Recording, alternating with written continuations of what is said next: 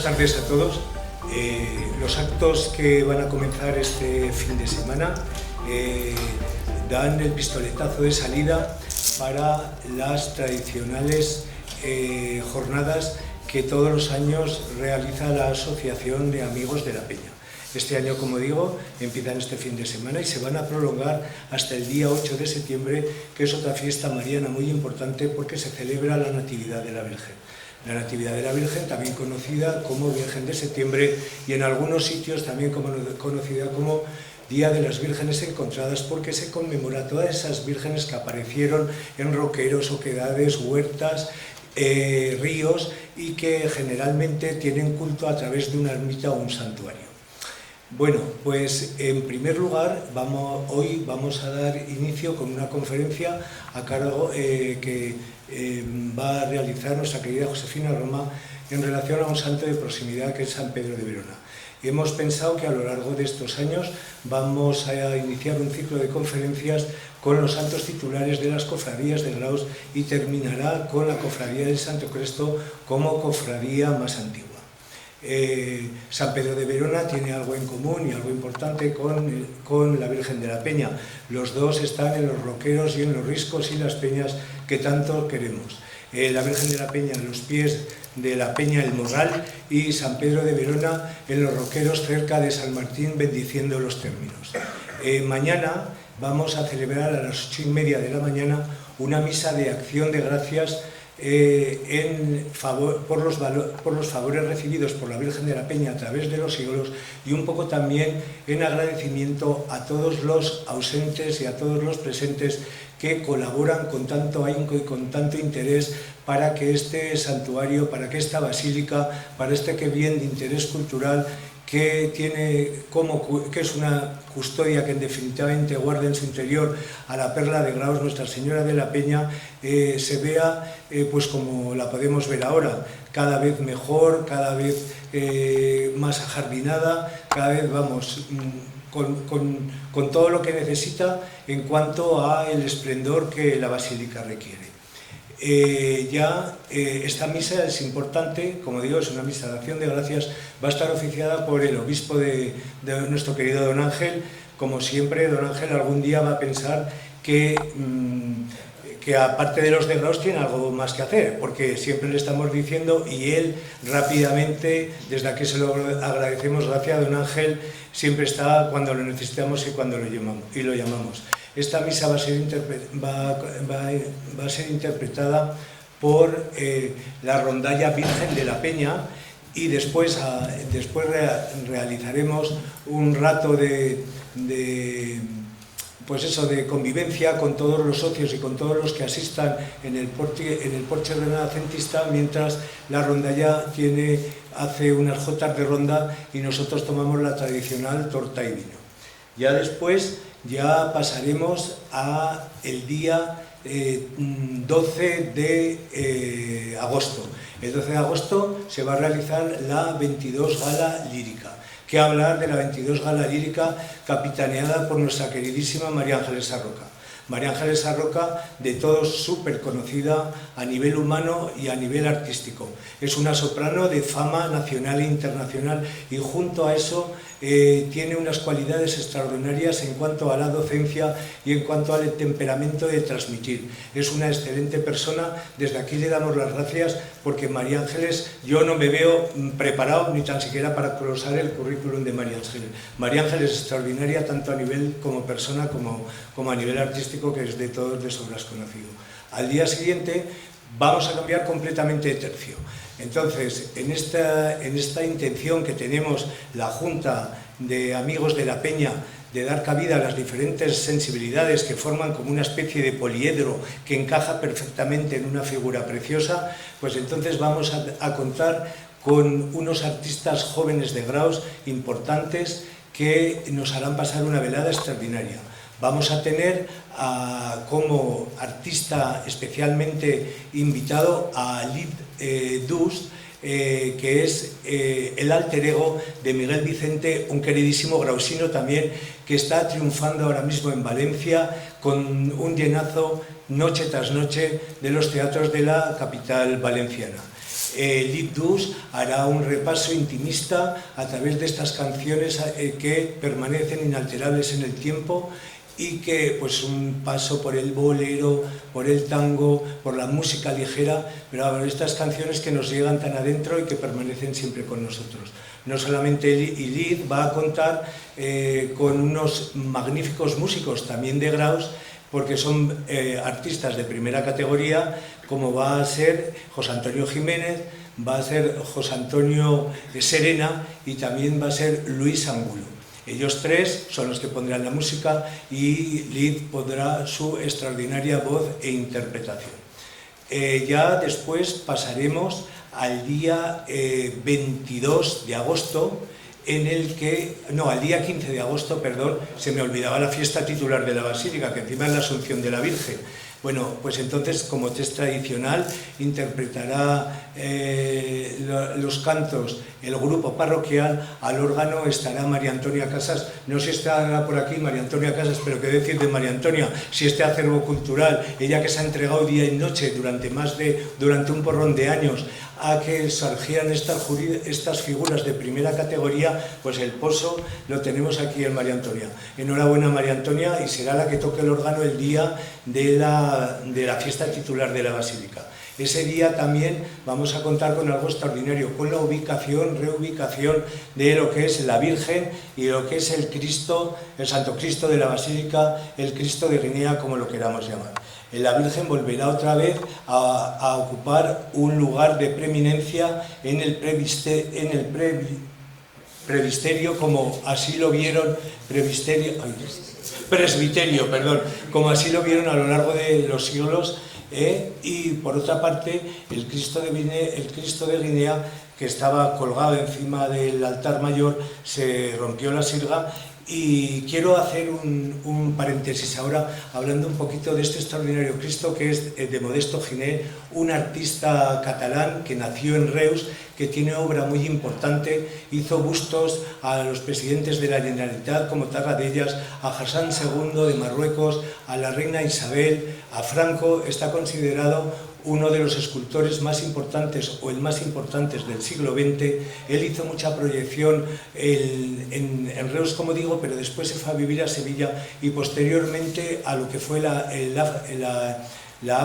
África española, teniendo obra en Ceuta, en Tetuán e incluso está enterrado en Bata.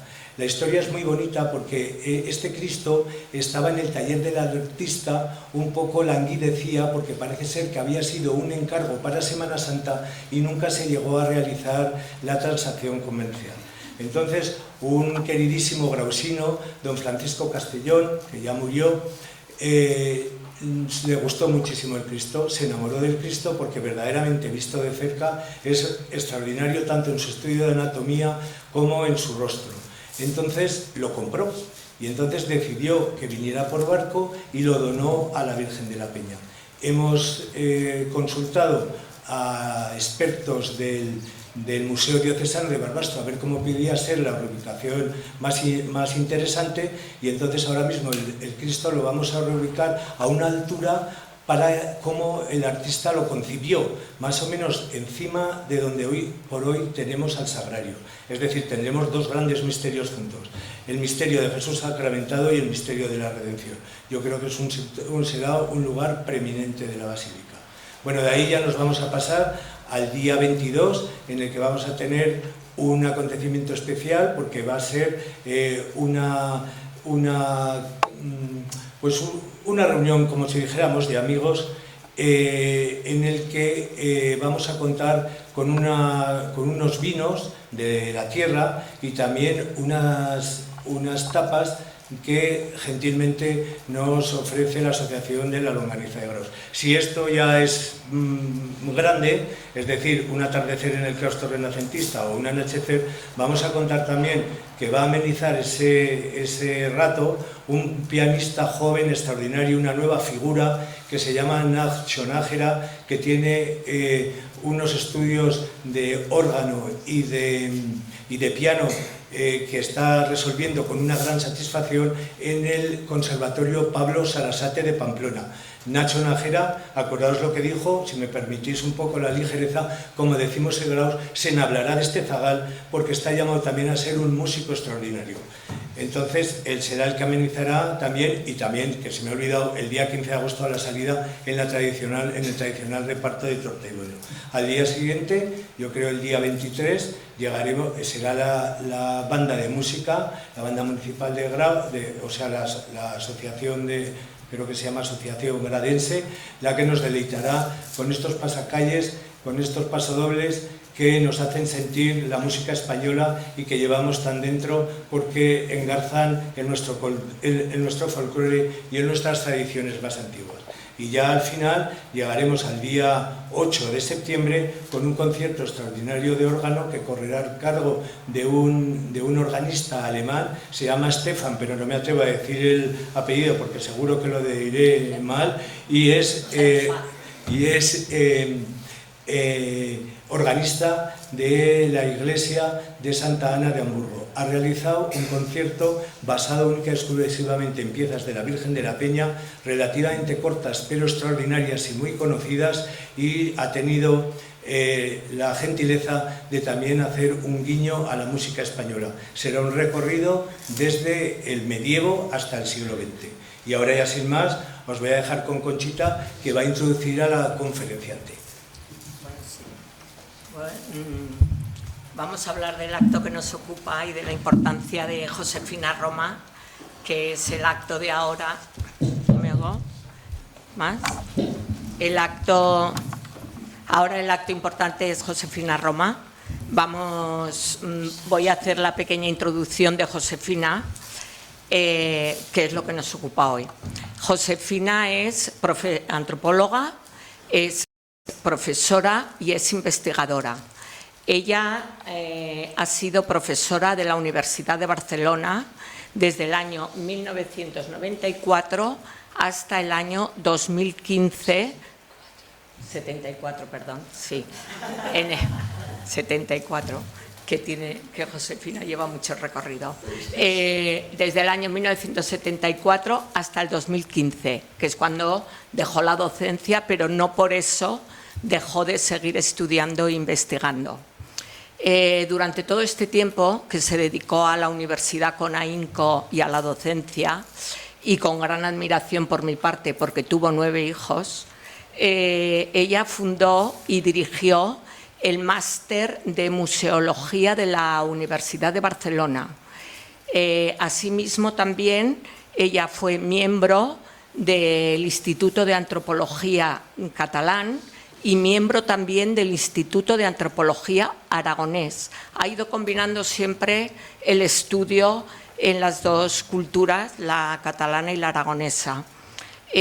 También ella forma parte del Consejo Asesor del Museo Etnológico de Barcelona.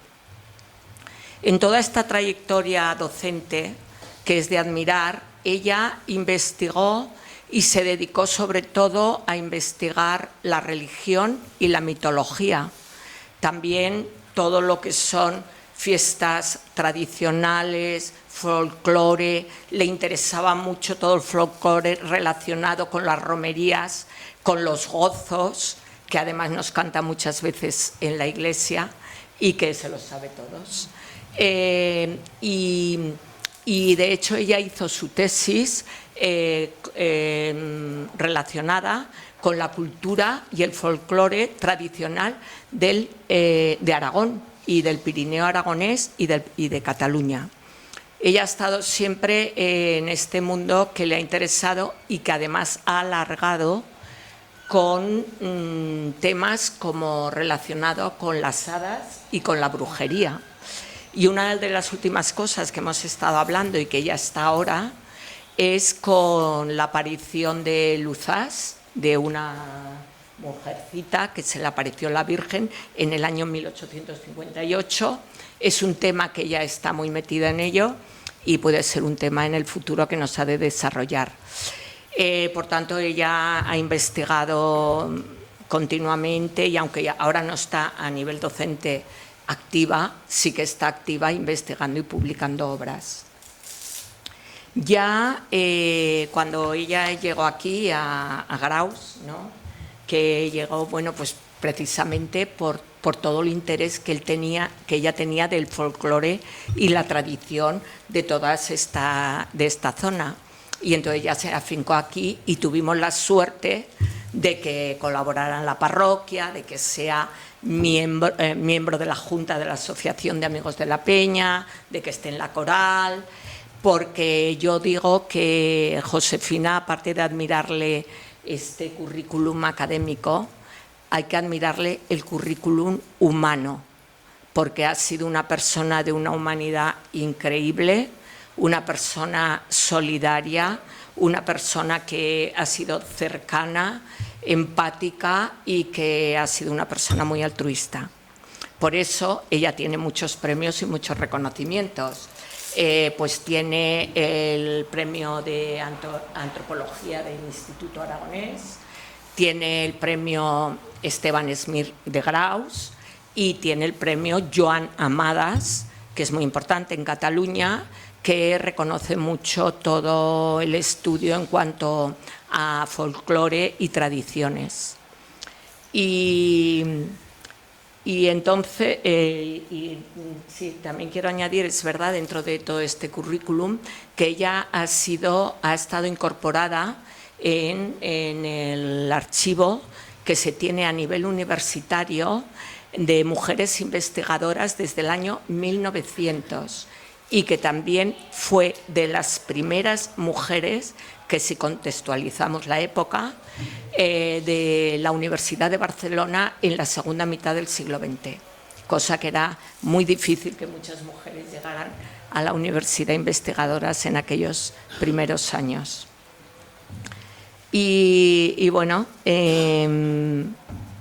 yo creo que ya te podemos dejar. Sí, porque ha sido largo, pero antes querría yo simplemente agradecer a la Cofradía de San Pedro y aquí a Luis, que es su presidente, pues que este ciclo de conferencias que inauguramos este año y que se van a prolongar en el tiempo, porque nuestro objetivo es que cada año una de estas conferencias se dedique a una de las cofradías de Graus, que tenemos de muchas y de muy antiguas, y la Cofradía de San Pedro pues es como nuestros vecinos, son nuestra cercanía. Cuando vamos a la romería de San Pedro, pues pasamos por la peña, por el pasé, y yo cada año tengo la costumbre, cuando voy a la romería, de entrar siempre a hacer una visita a la Virgen. Y este año que íbamos con las hermanas carmelitas y también el año pasado, y el padre Nacho y su hermana, que hicimos el recorrido andando, pues también paramos primero a hacer una visita a la Virgen antes de continuar el camino de la romería. Por tanto, son como una cofradía muy especial para nosotros, por nuestra cercanía y por cómo siempre nos han tratado. O sea que muchas gracias a la cofradía y muchas gracias a Josefina Roma por su talento, por su buen trabajo y su buen hacer, que ahora lo veremos. Gracias.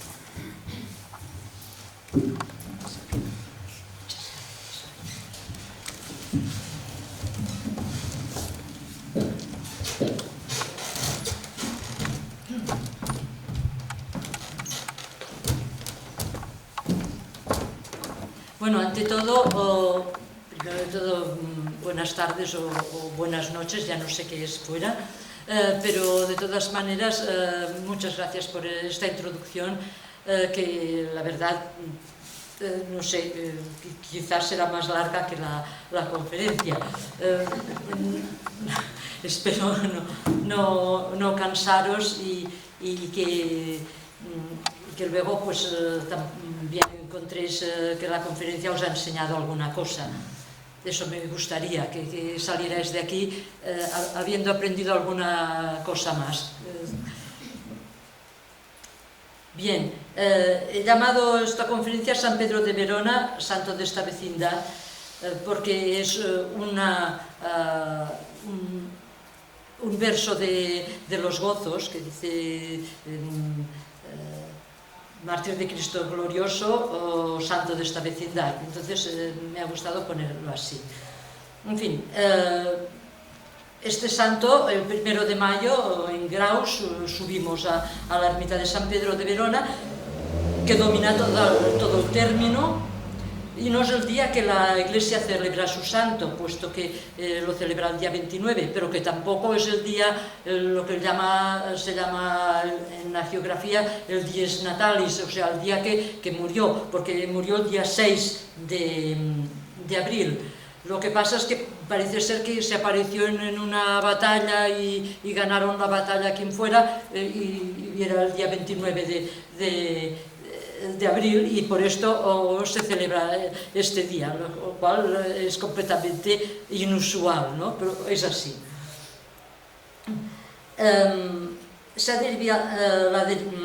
La romería se ha derivado en esta fecha, porque esta fecha es una fecha especial precristiana que concentra en sí misma toda una serie de rituales, entre ellos la bendición del término. El cristianismo también ha puesto una serie de santos en esta época que muchas veces coinciden con el calendario, como por ejemplo la Santa Cruz, el día 3 de mayo, o San Urbez el día 1, pero también hay otras ermitas a las que se va para bendecir el término en muchísimos pueblos, y estas ermitas están dedicadas a otro santo que se celebra otro día, pero el día 1 de mayo es el momento adecuado para bendecir el término. Y es por eso que aquí, saltándonos las celebraciones canónicas de San Pedro, se celebra la romería de San Pedro. Voy a hablar de San Pedro de Verona, con el permiso de la cofradía, que espero que no encuentren demasiados gazapos en mi explicación. No voy a hacer un sermón, que para esto está el Mosen, ni pretendo hacer una historia de la cofradía, porque no me corresponde, no la he estudiado y por lo tanto no puedo hablar de ella. En primer lugar voy a tratar de la vida del santo, luego veremos la evolución de la devoción generada alrededor de su figura, y por último me referiré a la fiesta de San Pedro en Graus. Su introducción, la sustitución de antiguos cultos, y reflexionaremos un poco por esto. Así como los santos antiguos y locales arrastran consigo toda una nube de historias, leyendas e incluso cuentos populares, ya veremos cómo Santa Bárbara en realidad tiene una historia en la que se mezcla también algún cuento, ¿no? Lo que hace difícil separar la vida del santo de todas estas interpretaciones. Son muy interesantes porque nos hablan de la cosmovisión de la gente, pero la vida del santo pues, es mucho más simple, ¿no? Separar su vida de estas interpretaciones pues cuesta lo suyo. Los santos más modernos, con fuentes escritas, de los que se pretende que se calibren todas las informaciones, son objeto de otra clase de distorsiones, que son las manipulaciones por parte de todos los grupos interesados en esta figura. Y así se oscurece su verdadero rostro, que necesita mucha investigación para ver cuál es su dimensión. Esto es lo que nos ocurre con San Pedro. San Pedro de Verona, al que todas las partes implicadas quisieron manipular su figura, y quizás solo la devoción popular ha conservado su rostro primigenio. San Pedro de Verona. Verona, la ciudad donde nació San Pedro, es también la ciudad donde Shakespeare situó la tragedia de Romeo y Julieta. Si recordáis esta tragedia, entonces entenderéis un poco de qué va la vida de San Pedro. En la vida real superaba con creces la tragedia de Shakespeare, con una convivencia convulsa y difícil. La turbulencia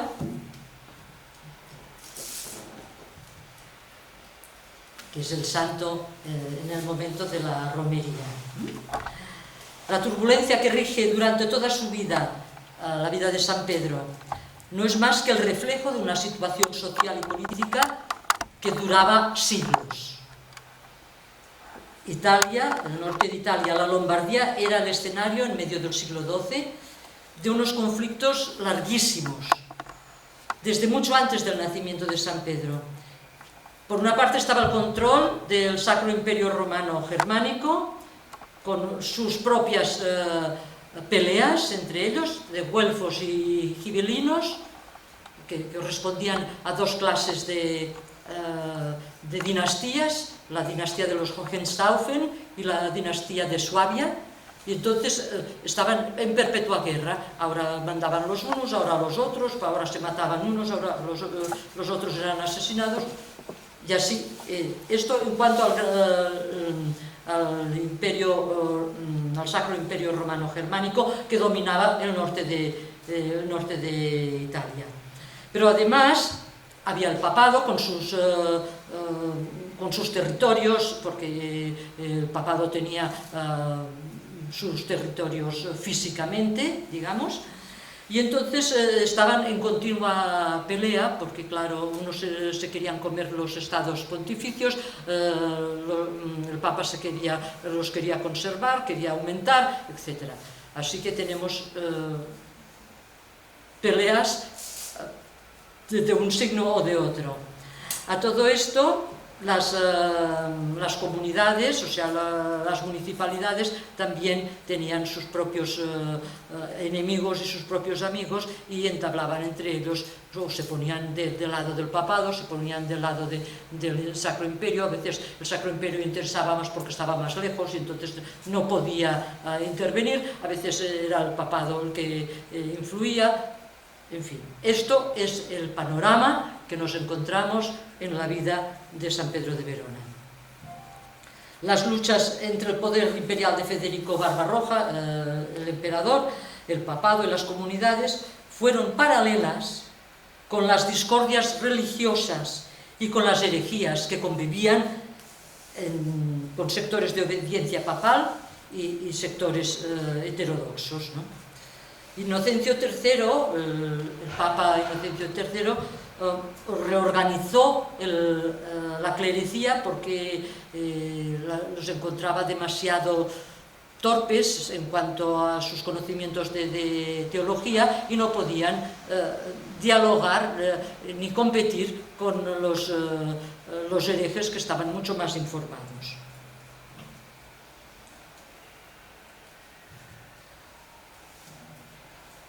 Así que, entre otras cosas, fue Inocencio III el que proclamó la cruzada contra los cátaros en Occitania.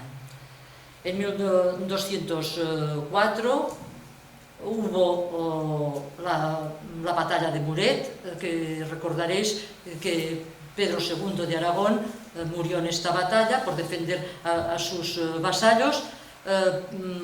Pero digamos el papado estaba apoyado por el rey de Francia, que lo único que quería era apoderarse de los territorios que antes tenía Pedro II de Aragón. Pero bien, fue una cruzada realmente muy sangrienta. Y realmente en 1208 Pedro de Castelnau, que era el delegado papal, había sido asesinado. Entonces esto provocaba una intervención de los ejércitos, y se provocó esta cruzada albigense, es decir, contra los albigenses, que eran los cátaros que estaban en la ciudad de Albi. ¿Qué era el catarismo? El catarismo es una antigua forma heterodoxa del cristianismo que volvió a estar presente a partir del año 1000 desde Bulgaria, llamada Bogumil, el movimiento Bogumil, a Italia del Norte, Lombardía, Occitania, Renania, Champagne, etc. Se basaba en la creencia de que había dos principios creadores: el Dios que creaba el bien, y el diablo que creaba el mal. La lucha entre los dos principios, o sea, Dios era el que creaba lo espiritual, el diablo creaba lo material, y entonces luchaban entre ellos, y esta guerra debía hacerse de tal manera con una vida determinada, una vida de austeridad, con vegetarianismo y con una pobreza evangélica, ¿no? Con la pureza y con la predicación. Por esto sus ministros se llamaban los perfectos y tenían su propio sacramento y rechazaban los sacramentos de la Iglesia. Y los fieles se componían no solamente de los perfectos, sino que también había los simpatizantes, los seguidores, etc. Había varias categorías. Si los perfectos abrazaban la pobreza total y una pureza, etc., en cambio los seguidores podían ser muy ricos, como así fueron, ¿no? Su origen simultáneo en esta gran zona se debía no solamente, o sea, no fue por la creencia en antiguas religiones llamadas maniqueísmo, que también consideraba estos dos principios, sino porque era un intento de resolver el problema del mal en el mundo. En este ambiente de turbulencia tiene lugar la vida de San Pedro de Verona, y en su personalidad hemos de considerar esta vocación predicadora casi predecible por la situación en la que estaba. La orden de los dominicos, que eran los que llevaban la predicación más dentro de su alma, pues fueron la orden religiosa a la que perteneció San Pedro de Verona y que encontró la confianza en ellos. En estos tiempos de que estoy hablando, no solamente había habido esta guerra contra los albigenses, que se llamó cruzada porque el Santo Padre le llamó así, pero que en realidad fue una cuestión más política que religiosa, sino que también hubo verdaderas masacres de aniquilación de los cátaros. Esto es una reproducción de la batalla de Muret en una pequeña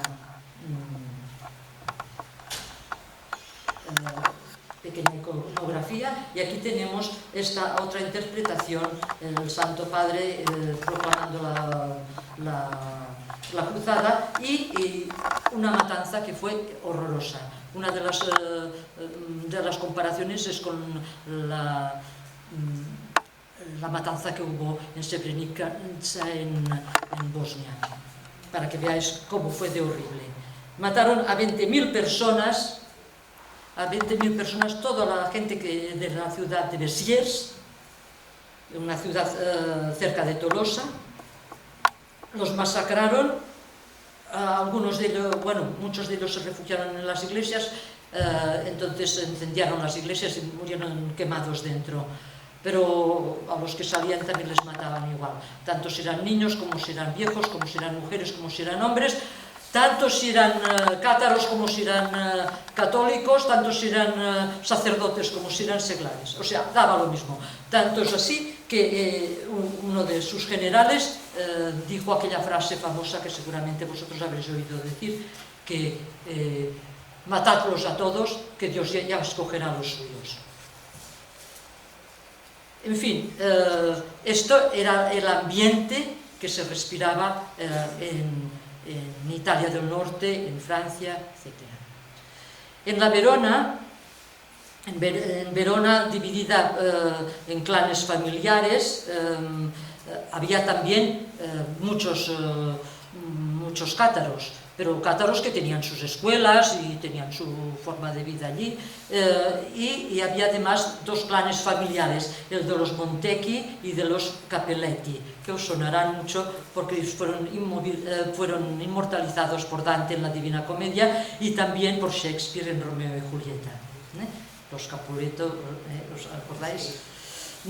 Fue un tiempo realmente difícil y peligroso para la vida de un niño. y allí nació Pedro de Verona en 1205 o 1206. Su familia estaba bastante acomodada, era simpatizante de los cátaros, y entonces, a pesar de todo ello, no dudaron en ponerlo en una escuela católica para que aprendiera latín, aprendiera sus primeras letras, etc. Hay una anécdota de cuando era pequeño, cuando tenía 7 años, en que su tío, que era un cátaro, digamos, mucho más profundamente que sus padres, pues lo fue a buscar a la escuela y le preguntó qué había aprendido, y entonces él le dijo que había aprendido el credo, y empezó a recitarlo. Creo en Dios Padre Todopoderoso, Creador del cielo y de la tierra. Claro, el tío de Pedro de Verona, que consideraba estos dos principios, consideró que esto no podía ser, y intentó convencerle, y el niño no se convenció, pero además, pues cuando llegó a casa, su tío pues habló con los padres, ¿qué estáis haciendo? Que este niño luego va a ir en contra nuestra, etc. Esto todos los biógrafos de San Pedro lo acentúan mucho, porque si en el principio a los 7 años habla de San Pedro, del credo, creador del cielo y de la tierra, la primera palabra credo, se establece como un círculo, porque la última palabra que dijo fue escrita con su sangre, credo, en la tierra, según cuentan. Esto no está, digamos, muy demostrado, pero así se establece como un círculo de su fe de cuando era pequeño en contra de la herejía, y al final muerto por la herejía, también escribiendo el credo. Más tarde su padre le envió a la Universidad de Bolonia, lo cual quiere decir que había aprendido bien el latín y que tenía una inteligencia capaz. Y Bolonia estaba fuera de la influencia cátara, pero también fuera de la influencia papal. Era de obediencia del imperio, del Sacro Imperio Romano Germánico, y no tenía facultad de teología. Así que era bastante neutral en todo esto. Pero bien, resulta que en aquellos momentos, aquí vemos a San Pedro predicando junto con Santo Tomás. Hablaremos después de esto. Domingo de Guzmán, el santo fundador de la Orden Dominicana, predicó en Bolonia, donde estaba estudiando Pedro, en 1219. Tenía ya una gran experiencia en Occitania, donde se dio cuenta de que una iglesia enriquecida y con fastos y lujos no iba a convencer a aquellos que practicaban la pobreza. Entonces creó esta orden religiosa que también predicaba la pobreza, igual como la predicaban los franciscanos en su mismo tiempo. Y entonces, no solamente esto, sino que vio que los clérigos no tenían la formación teológica necesaria. Y entonces se dirigió sobre todo a los universitarios. Se fue a París y fue a Bolonia. Y allí predicó. Y entonces fue que todo el mundo corría de un lado para otro para oír sus sermones, porque consideraban que era como un nuevo Elías que había vuelto a la tierra, porque sus sermones eran una cosa extraordinaria. Entonces se dedicó a buscar adeptos en las universidades, y San Pedro de Verona precisamente fue uno de los que se enroló en la orden dominica gracias a su predicación, y fue el mismo Domingo de Guzmán que le impuso el hábito dominicano. San Pedro de Verona, que renunció a toda la formación que le había dado su familia y al relajamiento espiritual que encontraba en Bolonia entre los estudiantes. Entonces se convirtió, como se convirtieron tantísimos estudiantes, y se hicieron dominicos. Es interesante ver que en la conversión a la orden dominicana muchas veces encontramos, no muchas, pero algunas veces encontramos cátaros que pasan de ser cátaros a ser dominicos. Dices, no sé cómo se comía esto, o sea, si había un examen de entrada o qué pasaba, pero realmente incluso el asesino de San Pedro de Verona acabó sus días como lego en un convento dominicano. O sea, que dices, pues, ¿qué pasa aquí, no? ¿Cómo se podía pasar de un extremo al otro? Esto es una pregunta que yo me hago, pero que no he encontrado respuesta. Después del noviciado comienza la vida pública de San Pedro. De hecho, durante el noviciado y durante sus primeros años tenemos algunas anécdotas, por ejemplo, que hacía tantos ayunos que era una cosa fuera de serie, que no murió por casualidad. Tanto es así que se le cerraron las mandíbulas como si tuviera el tétanos, de tal manera que no le podía entrar ningún alimento y costó muchísimo que las volviera a abrir y que pudiera alimentarse. Claro, entonces pues, sus superiores dijeron que tanta penitencia pues no llevaba a ninguna parte. Pero además resulta que tenía conversaciones con santas como Santa Inés, otras santas primitivas en su celda, y esto fue escuchado por alguien, pensó que tenía mujeres en la celda, lo cual, imaginaros el revuelo que esto se podía generar en un convento. Así que fue desterrado a otro convento secundario hasta que se demostró que no era verdad. Y él incluso tuvo una aparición del Santo Cristo en el que él le decía ya veis cómo me han tratado y tal, injustamente, y el Santo Cristo le contestó, ¿y tú crees que yo estoy crucificado justamente? Pues, hijo mío, es lo que toca, ¿no? No se lo dijo así, pero en fin.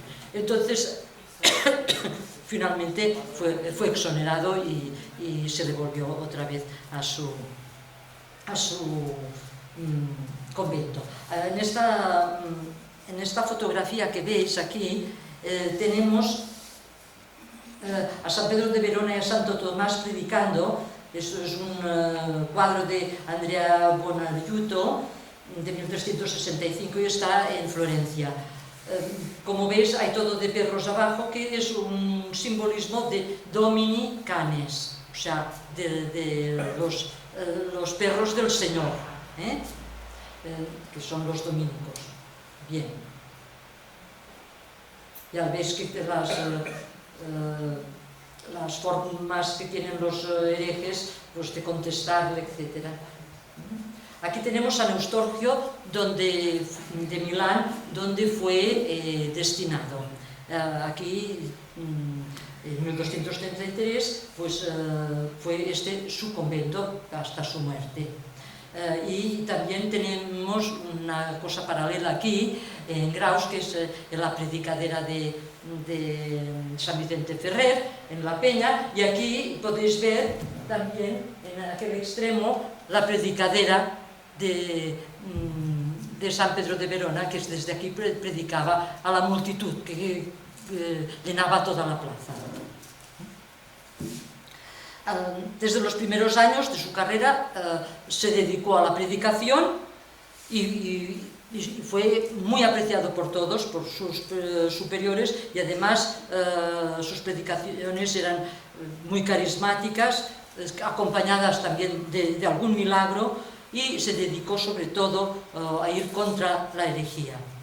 Claro, él conocía muy bien la herejía cátara y entonces podía entablar, digamos, discusiones con los teólogos cátaros y de alguna manera, no todas las veces, pero alguna vez no había tenido éxito, pero casi siempre lo tenían.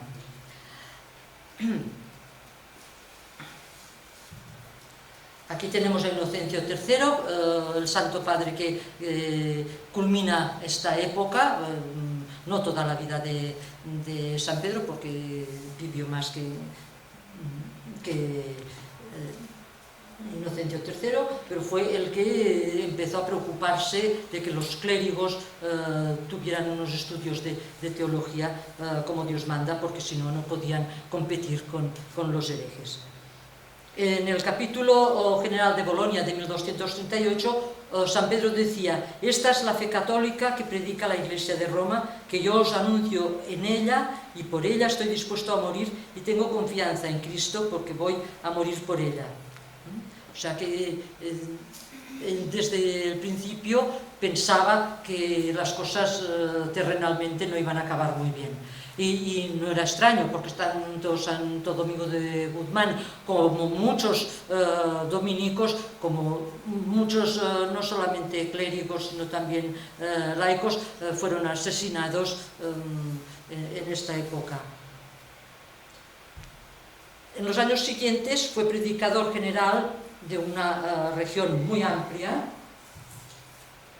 Aquí le veis predicando y cómo le contestan los herejes. Este otro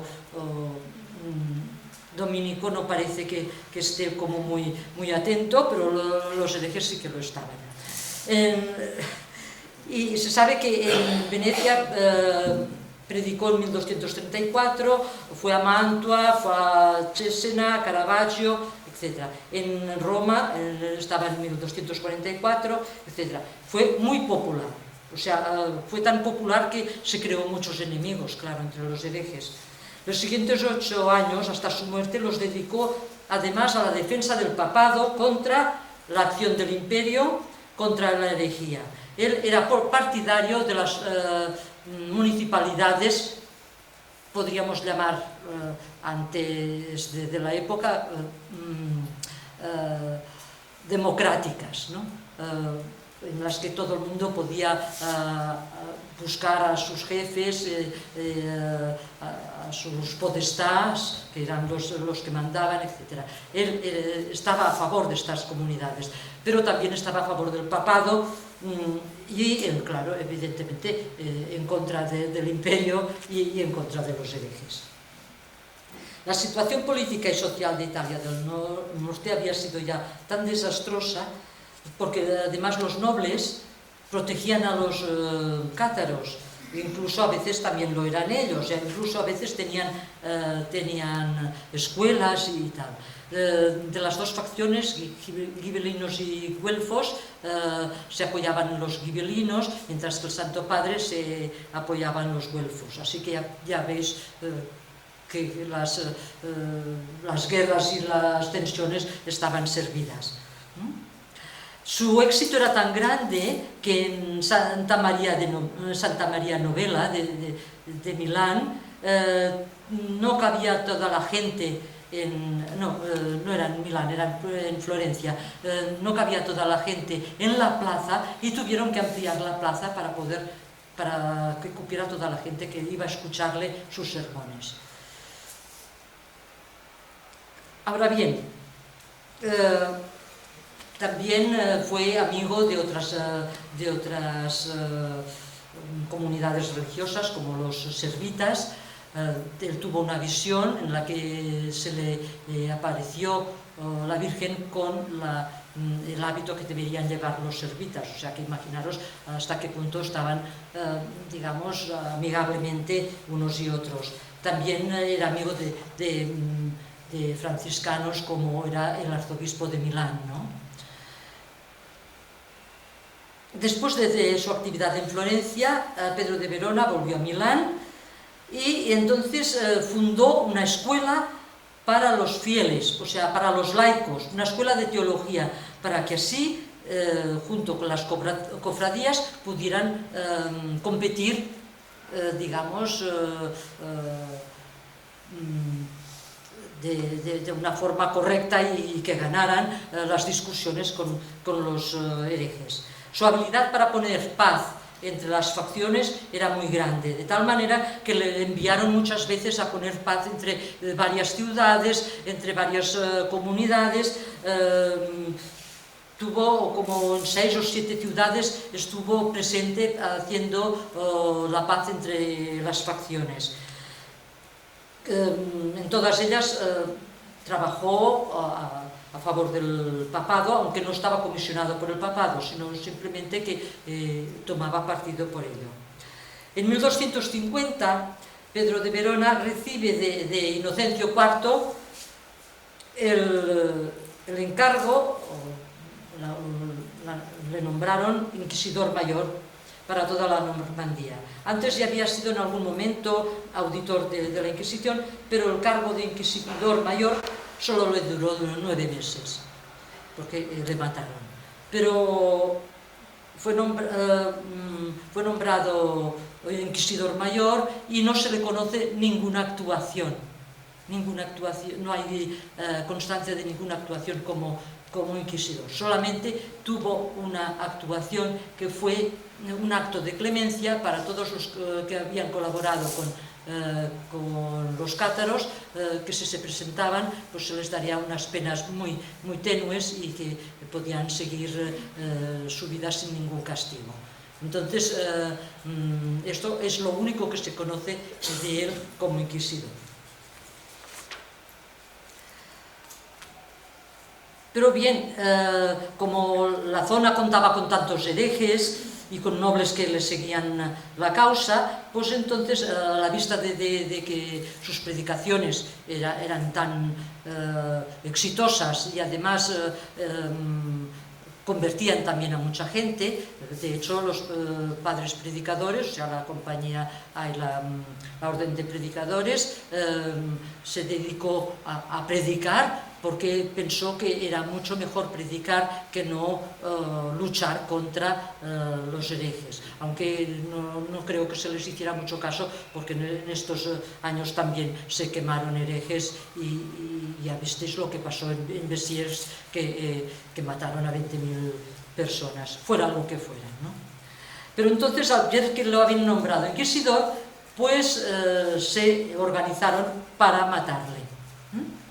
Todo el complot para asesinarlo se parece enormemente a una película de intriga, con sus alianzas, sus planes frustrados, sus espías, sus actuaciones más bien torpes, pero que finalmente tuvieron éxito y tuvieron su forma de llevarlo a cabo. En la región de Gatello, a medio camino entre Milán y Como, que él iba de un sitio a otro, se concentraban gran cantidad de simpatizantes. Y entonces el señor local había dado refugio a los herejes, incluso había tenido una escuela, digamos, cátara durante más de 20 años, o sea que imaginaros, convivían de una forma no exactamente digamos a escondidas, sino que lo hacían a la luz del día. Entonces, este señor, juntamente con otro señor de la ciudad de Ariate, fueron a Milán porque estaban maquinando la muerte de Pedro de Verona, desde que había sido nombrado inquisidor. Pero los cátaros de Milán, aunque querían verle muerto, no querían entrar ellos en las cuestiones de su asesinato, no querían verse involucrados en esto, pero sí que querían pagar todo lo que fuera, pues pagar al asesino, etcétera, al sicario. Entonces vieron que en Milán pues podían tener mucha colaboración, porque había grandes fortunas entre los simpatizantes de los cátaros. Había estos señores, juntamente con Guidoto de Saquela, fueron a San Eustrogio, que es el convento donde él estaba, donde San Pedro estaba, para investigar cuándo salía, qué hacía, a ver si podían saber cómo encontrarlo y matarlo. Se encontraron con gente que quería pagar lo que fuera para matarle, pero que no querían aparecer porque eran muy conocidos y entonces pues querían guardarse, ¿no? A todo esto pues consiguieron el dinero, consiguieron 40 liras de plata y mientras Pedro de Verona hacía su sermón de Domingo de Ramos en 1252, pues que había reunido una multitud inmensa, le dijeron que estaban haciendo un complot contra él. Entonces él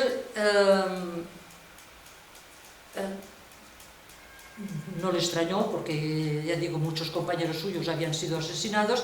En el sermón del Domingo de Ramos se refirió a esta amenaza diciendo que hagan lo que quieran, peor para ellos, seré mucho peor muerto que vivo para ellos. En el mismo sermón fue cuando prometió esta clemencia para los que habían colaborado con los cátaros. Después de este día se retiró a Como para celebrar la Pascua. Y entonces, mientras tanto, los que querían su asesinato, pues se reunieron y cogieron a un asesino y un ladrón muy famoso, que se llamaba Carino de Balsano, y le prometieron mucho dinero y además le prometieron protección para después. O sea que no solamente después de matar a San Pedro de Verona, pues entonces lo dejarían suelto, no, le protegerían. Entonces Carino dijo que vale, pero quería un colaborador amigo suyo que se llamaba Alberto Porro y que le llamaban el Magnífico. Bueno, estos dos, que además fueron bastante torpes, pero de todas maneras dijeron que serían los dos los que le matarían, pero claro, esto los que lo instigaban pues se preocupaban porque había tantísima gente ya comprometida que aquello podía ser horrible. Pero Carino les dijo que no diría nada de los que habían colaborado, y esto fue mentira, porque luego lo habló todo, lo dijo todo. En fin, el caso es que fueron a San Eustorgio otra vez para ver qué es lo que hacía, y mientras el cómplice de Carino, llamado el Magnífico, se acostaba en el bosque de Barlasina, que fue donde le mataron, el otro se fue a Como, donde estaba a San Pedro, que allí había ido a celebrar la Pascua, y entonces a ver si todavía estaba y cuándo se iba y todas estas cosas. Y al cuarto día vio que ya no estaba, y entonces le dio un ataque de pánico y se fue corriendo a ver a los instigadores, a ver qué hacía, ¿no? Y dijo que por favor que le dieran un caballo, y entonces le dijeron que no, porque aquel caballo lo reconocerían enseguida y tal. Y entonces el hombre se tuvo que ir corriendo hacia el bosque de Barlasina para asesinarle, ¿no? Esto de que el cuarto día vio que ya no estaban es porque los frailes eran más madrugadores que no los asesinos, ¿no? Y entonces San Pedro, o Pedro de Verona, iba con tres compañeros, ¿no? Fray Doménico, Fray Conrado y otro que no se sabe el nombre. Y según las reglas tenían que ir en silencio, descalzos y en silencio por el camino.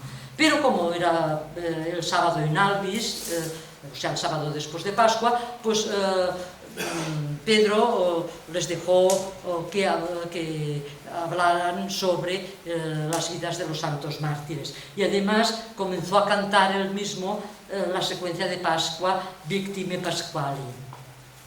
Doménico se unió a este canto, y Conrado también, pero cantando una quinta inferior, o sea, haciendo otra voz distinta, y Pedro le dijo que no cantara así porque era conceder a las armonías mundanas lo que era un canto gregoriano. O sea, que para que veáis hasta qué punto se sabe detalles de todo lo que pasó en el transcurso del día en que lo mataron. En esto llegó la hora del almuerzo y entonces se partieron, o sea, dos se fueron a San Pedro y Doménico fueron a un convento que estaba cerca a comer allí, y los otros dos se fueron, no se sabe dónde, pero también a comer. Y entonces, pero claro, se separaron. Cuando volvieron debían cruzar el bosque de Barlasina, y entonces allí es donde les esperaban los asesinos. Pero el cómplice, llamado el Magnífico, no sé qué es lo que le pasó, pero se escapó y no quiso saber nada. Y además encontró a los dos frailes y les contó lo que iban a hacer con San Pedro. O sea que Carino se encontró solo, llevaba un falcastrum, que es este instrumento como un machete, y entonces, pues, el primer golpe lo desvió y le hirió en el hombro. Entonces,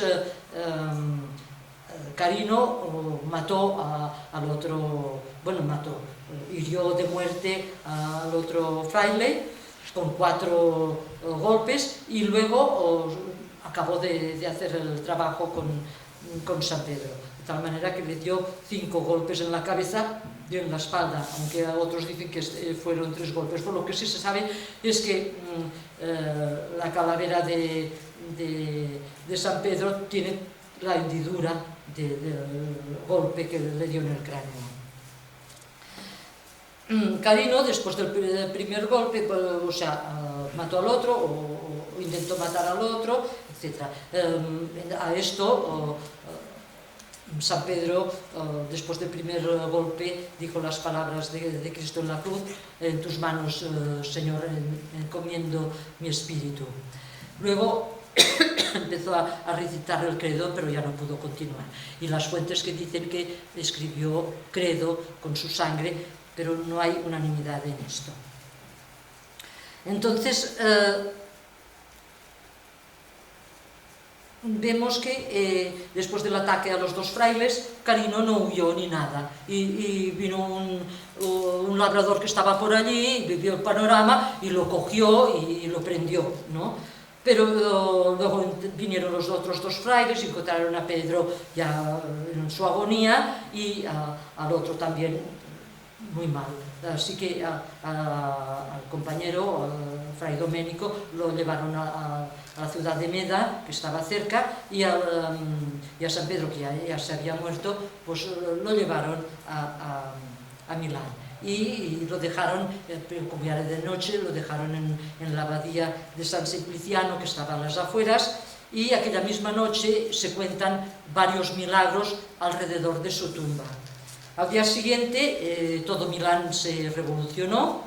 El arzobispo de Milán, que era franciscano y era amigo suyo, pues llevó a cabo toda la procesión de los fieles para encontrar el cadáver de San Pedro, y además pronunció la homilía, el sermón, que también movió a gran cantidad de gente. Así que todo el pueblo estaba revolucionado. Pero no solamente esto, no solamente fue el complejo fúnebre, sino que además resulta que a Carino, el asesino que lo pusieron en la prisión, a los pocos días escapó. Y bueno, escapó porque le dejaron escapar, evidentemente. Entonces, la gente se revolucionó tantísimo que fueron contra el podestá de Milán, y como no lo encontraron, le mataron el caballo. O sea, así. Entonces, como veis aquí, en esta imagen, que es una imagen de una miniatura, se ve la muerte de San Pedro escribiendo en el suelo credo y una triple corona. Hablaremos de la triple corona que luego los dominicos creyeron que había merecido. Bien, los conspiradores, lejos de encontrar un periodo de paz y permisividad, porque se había muerto el que iba a ser su inquisidor, pues resulta que encontraron una persecución espantosa, ¿no? Inocencio IV publicó una bula que se llama Ad Extirpanda, o sea, para extirpar la herejía, y la persecución sistemática se centró en la Inquisición, ¿no? Pidiendo la colaboración del poder secular. Ahora bien, los más afectados por el asesinato de Pedro de Verona, aparte de los frailes dominicos, fueron toda la gente, o sea, el pueblo. tanto ricos como pobres lo sintieron muchísimo. Y enseguida se formó una comisión para la canonización tanto de uno como de otro, porque el Fra Domenico, yo no sé si se acabó canonizando, pero al menos lo intentaron en un principio. En el siglo XIII la canonización ya era papal, ya se hacía bastante tiempo que era papal, porque antes la canonización se hacía por aclamación, por el obispado, etc. Era mucho más familiar, ¿no? Entonces esto originó dudas de hasta qué punto las personas canonizadas pues eran santas o se lo merecían, ¿no? Pero el periodo de canonización de San Pedro es uno de los más cortos de la historia. En 1228 se había canonizado a San Francisco de Asís. En 1232 a San Antonio de Padua, que también tardó 11 meses y unos días. En 1234 a Santo Domingo de Guzmán, que había muerto mucho antes. Y en 1234, que había muerto en 1234. Y fijaros que San Pedro de Verona enseguida fue canonizado. Tardó menos que San Antonio de Padua, que por lo visto era uno de los más cortos procesos de canonización. Por días, ganó San Pedro de Verona. Esto os dirá una cosa muy importante, la competitividad que había entre franciscanos y dominicos, que era una competitividad terrible entre unos y otros. En 1252, que había muerto, ya enseguida, en 1253, ya fue canonizado. Tanto fue así que el Santo Padre fue a Perugia y en la plaza del convento celebró la liturgia de la canonización.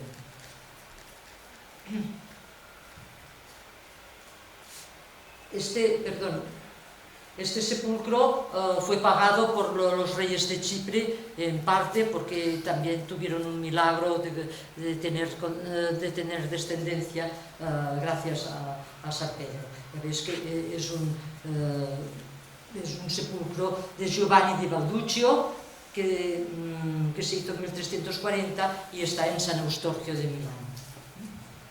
Bien, os digo que hay esta competitividad entre los franciscanos. Aquí tenemos a San Francisco de Asís y aquí Santo Domingo de Guzmán. Entre los dos había, como os digo, una gran competencia. Porque los santos de la orden franciscana tuvieron un gran renombre y además fueron muy populares. San Francisco, Santa Clara, San Antonio de Padua, muy milagreros además. En cambio, Santo Domingo de Guzmán no tenía demasiado carisma. Pero esto se cambió con San Pedro de Verona, porque encima era mártir y todos los demás no lo eran. Había añadido algo más en esta competitividad. De tal manera que habían sido varias cosas a su favor. Había sido casto, había sido predicador y había sido mártir. Es decir, había tenido la triple corona de santidad. Veíais que en aquellas miniaturas se ponían 3 coronas, porque es el primer santo al que...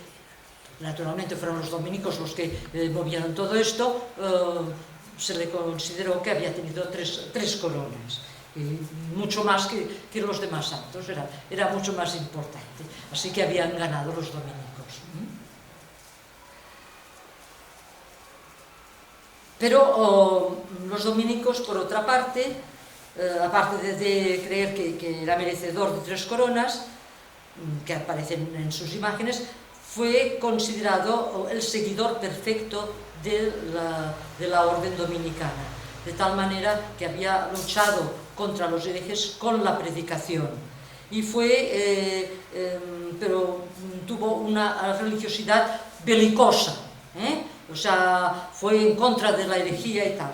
Y esto era lo que en el siglo XIII se consideraba que debía ser la predicación. Pero esto fue exagerado por todos, o sea, por los dominicos en este siglo y en los siglos siguientes. De tal manera que no fue solamente la triple corona, su comparación con Cristo, con Abel, etc., sino que se le consideró el modelo de inquisidores. Tanto es así que, aunque no había, como os he dicho, no se le conoce ningún acto, digamos, de la Inquisición, sino este acto de clemencia, pues fue considerado el patrono de la Inquisición española. Pues aquí vemos las tres...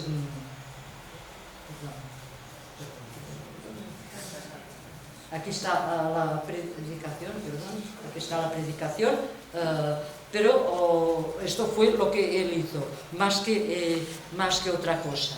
Pero los dominicos estuvieron muy interesados en convertirle en patrono de la Inquisición. Es decir, que luego todas estas atrocidades de quema de herejes, pues la bula de Inocencio IV ad extirpanda, pues lo favoreció muchísimo, ¿no? Y entonces se hicieron todas estas barbaridades, ¿no? Cuando en realidad los dominicos estaban por esta figura, o sea, compusieron esta figura de San Pedro de Verona, pero no solamente ellos, también el papado y también las ciudades. En cambio, los franciscanos hicieron incidencia no tanto en la predicación como en la pobreza. Entonces, aquí tenemos esta doble cuestión. Pero, claro, donde hubo convento de dominicos, pues se extendió... donde hubo convento de dominicos se extendió la devoción a San Pedro. Pero fue la devoción popular a San Pedro la que retiene la vida de San Pedro tal como era. Mientras que todas las demás fuerzas quisieron sacar tajada de la vida de San Pedro, aunque dijeran mentiras, digamos, aunque exageraran totalmente. Tanto es así que incluso sus milagros, que están escritos como 54 milagros en sus primeros tiempos, se hizo hincapié en un aspecto muy curioso, el aspecto vengativo de los milagros. Diréis, ¿cómo? ¿Un aspecto vengativo? Esto es una cosa muy antigua, lo veréis en muchos santuarios de la Virgen, de vírgenes encontradas, etc., en las que alguien ofende a la Virgen, a la imagen, o la quiere romper, o le da una puñalada, o cosas de estas, y entonces aquella persona se vuelve ciega, o se vuelve muda, o no puede andar, o así, hasta que no se convierte, y entonces es cuando vuelve a recuperar su forma anterior.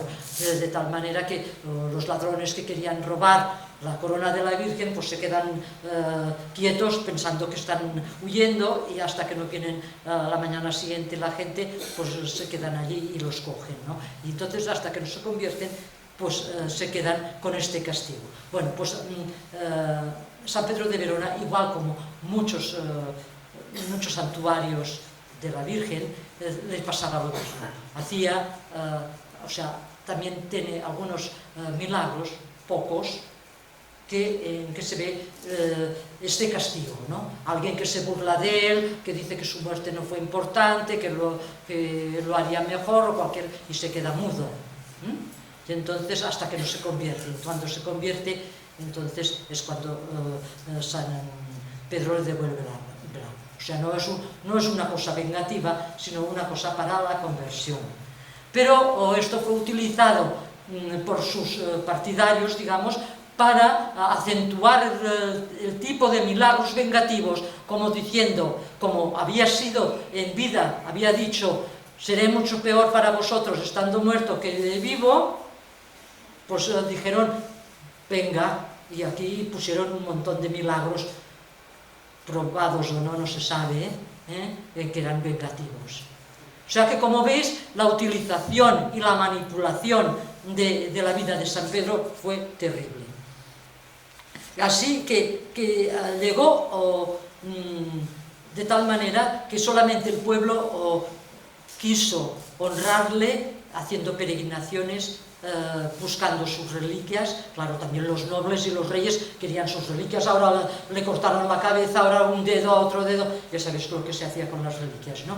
Pues, y además las ciudades que tenían reliquias pues eran mucho más poderosas. Las ciudades que le tenían por protector o por patrón, políticamente eran más importantes que las otras. De tal manera que en Milán, que era San Ambrosio el patrón, se hizo más famoso San Pedro, y se le hicieron muchos más, 123 altares en la diócesis a San Pedro que no a San Ambrosio.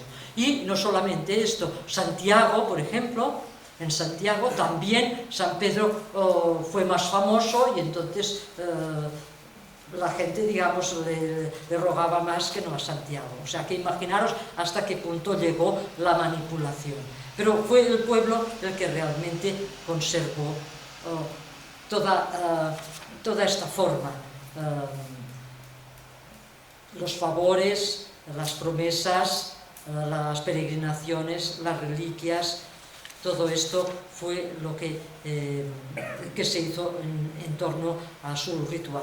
Un ritual muy favorable fue el que consistía en bendecir palmas y ramas de olivo con agua bendita, agua que había tocado las reliquias del santo. Incluso a veces se sumergía un dedo que tenían como reliquia para que fuera más milagroso, ¿no? Entonces estas palmas y estos olivos se plantaban en el campo para protegerlos contra las tempestades. Ahora bien, llegó un momento que querer sacar tajada de la vida del santo, pues las autoridades papales se dieron cuenta de que habían tergiversado la vida de San Pedro. Y entonces disminuyó, digamos, la solemnidad de su celebración. Así que empezaron siendo misas llamadas de doble. En 1954 todavía eran así, en 1958 ya eran solamente de primera clase, y en 1969 fue reducida su celebración solamente a los conventos de dominicos. Pero, como sabéis y como hemos visto y hemos experimentado, el pueblo sigue venerando a San Pedro, pero en su verdadera forma, ¿no? Como os decía, las municipalidades también construyeron su favor político en contra de otras ciudades, ¿no? Entonces, pues ya ves que hasta qué punto se politizó totalmente la figura. La presencia del orden de predicadores o dominicos en Aragón data de 1219, en que Santo Domingo de Guzmán, que visitó el Pilar, visitó Zaragoza, fundó el primer convento. Luego se fundó otro en 1253, en Calatayud, otro en Huesca en 1254. O sea que veis que es prácticamente justo a la muerte de San Pedro de Verona. En Graus, el convento de la Orden de Dominicos, que es esta, es mucho más tardío. Lo fundó Carlos Muñoz de Tarazona, que fue comisario apostólico en tiempos de Felipe II, cuando se restableció o se hizo el obispado de Barbastro. Entonces, con esto se hizo el convento de Santo Domingo en Graus, que cambió en gran parte, en tiempos de Felipe II, y cambió en gran parte la devoción de Graus. Así, la partida de Santa María de Vila, con su ermita, que era patrimonio de San Victorián, pasó a llamarse de Santo Domingo. Y efectuaron otros cambios en las advocaciones. Esto no es un fenómeno puntual, pues sabemos que tras la decadencia y desaparición del monasterio de San Victorián y su amplia jurisdicción de 50 parroquias, al ser ocupada por el obispado de Barbastro, en muchos pueblos se quitaron los santos que había y se pusieron los de la devoción del obispado de Barbastro. Pues así los dominicos también hicieron lo mismo. La ermita de San Pedro de Verona no consta en el siglo XVII, en 1607, que hay un censo para reclutar soldados, que se llamaba centena, pues no consta. Pero sí, en el 1760, sobre donde está ahora, sobre el Tozal de Pinacalba, y hay nuevas dedicaciones a San Pedro de Verona en Serrate, en Chía, y también es el patrón de Azanoy. Aquí vemos el convento de los dominicos en su estado, digamos, normal, y aquí vemos ya cuando estaba en ruinas. Tal como describe una estrofa de los gozos de San Pedro, dice: con ramos verdes de olivo este pueblo en ti confía, la tempestad desafías en la lucha decisiva. ¿Qué quiere decir esto? Que se estaban haciendo lo mismo en Graus que se hacía en toda Italia del Norte. Es decir, la bendición, no de las palmas, pero sí de los ramos de olivo. En otros pueblos se hace bendición de espino blanco, de abeto, de laurel, etc. Por toda Europa se hicieron así. Luego se plantaban en los campos y se rezaba. A veces se rezaba a la Santísima Trinidad, a veces se rezaba un Padre Nuestro, un credo, etc. Pero a veces incluso se reforzaba con unas pastillas de cera roja que se ponían en el monumento del Jueves Santo, y que luego pues, los fieles las compraban a la parroquia y las ponían en los campos, o sea que se reforzaba la bendición. Esta ceremonia de plantar ramos bendecidos también se hacía en el Domingo de Ramos, y hoy día en Graus todavía se hace en el Domingo de Ramos. La devoción, la bendición del término ha sido una continuidad con otra bendición que se hacía con Santa Bárbara, que no ha desaparecido. Aquí tenemos la ermita, que todos conocemos. La ermita de la devoción a San Pedro fue propiciada por los dominicos, pero además había ya la devoción a Santa Bárbara. Santa Bárbara era la patrona contra las tempestades y contra muchas otras cosas, contra las muertes repentinas, etc. Y en Graus es el único sitio que he visto que se respeta todavía la tradición de Santa Bárbara, porque uno de los cofrades la lleva en las manos en la procesión que se hace para bendecir el término. Esto es muy interesante porque en la cosmovisión de Graus representa que los santos antiguos no han desaparecido, simplemente se han sumado a los santos modernos.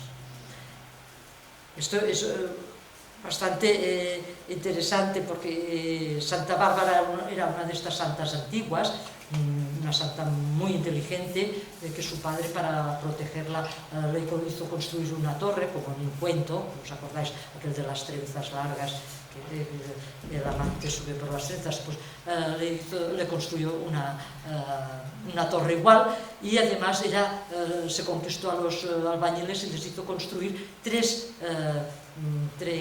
ventanas, que solamente le hacían dos, y quiso que fueran tres para honrar a la Santísima Trinidad. El padre, cuando se enteró de que se había hecho cristiana, porque había hablado con Orígenes, uno de los teólogos del momento, en el siglo III, pues tercero y cuarto, pues entonces la denunció, etc., y además pidió ser él quien la matara. Después de torturarla y toda la cosa, como a tantos otros santos, pues le cortó la cabeza. Y en aquel momento un rayo acabó con la vida del padre. Así que por esto es abogada contra las tempestades de los rayos, ¿no? Así que, como veis, Santa Bárbara, que sí que existió y que se reconoce lo que hizo, y quizás su martirio no fue exactamente así, pero lo que sí es cierto es que fue una mártir del cristianismo primero, y que además pues se juntó con toda una serie de leyendas, tantas así que por lo visto se escondió, cayó una piedra y entonces la hizo invisible y se pudo esconder. Y entonces un pastor que la vio, la denunció, y el pastor se convirtió en una piedra y sus ovejas se convirtieron en langostas. O sea, para que veáis cómo es de exótica de la historia de una santa antigua. Pues todo esto se unió otra vez a otro santo más moderno. La Iglesia evidentemente quería santos que fueran universales para evitar estas leyendas, estos cuentos, pero yo encuentro que no han de desaparecer, porque esto nos da cuenta de cómo la gente y las diferentes generaciones han visto a sus santos. No solamente en su vida, sino todo el mundo sabemos que esto pues es una leyenda, pero sabemos que la santa sí existe. Esta es otra ermita que está en Viarge. Este es un retablo de Santa Bárbara, un retablo de un autor valenciano, de témpera sobre madera. Aquí veis la santa llevada por los cofrades. Ahora, ¿qué queda? Queda una calle. El aparcamiento del Lleida ha hecho desaparecer los restos de la ermita. Queda esta calle. Esto lo he puesto, es una higuera que es más decente que los cubos de basura que hay al lado. Pero, bueno, los containers de basura que están al lado. Entonces, yo propongo una cosa que me parece que es fácil de hacer. Así como Santa Bárbara estaba muchas veces en los cruces de caminos, en Santorens, en Villacarli, tiene ermitas en Arasanz, en Muro de Roda, en la Puebla de Castro, en la Mora de Montañana, en la aldea Mora de Brustal, en Areny y en Serrate. También la tenía en Graus, tenía su ermita. Pero hoy día, que se ha destruido, para que se conserve su memoria, me gustaría que se hiciera como se ha hecho con San Sebastián en el puente antiguo. Un pilaret que recuerde que allí había estado la ermita de Santa Bárbara. Yo propongo levantar este pilaret para recordar su patronazgo y continuar esta antigua tradición que no es sustitución, sino suma. Toda protección es bienvenida. Mártir de Cristo glorioso, santo de esta vecindad, con tu brazo poderoso ahuyenta la tempestad. Ya está.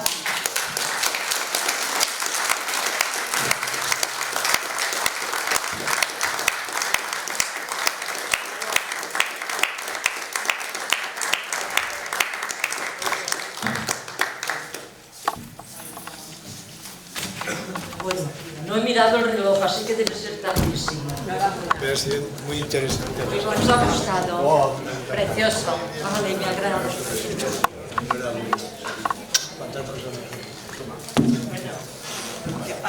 ¡Ay, gracias! ¡Oh, qué bonito! ¡Qué bonito! Ay, muchas gracias. ¡Qué bien! ¡Qué bonito! Ay, qué bonito. Muchas gracias. Muchas gracias.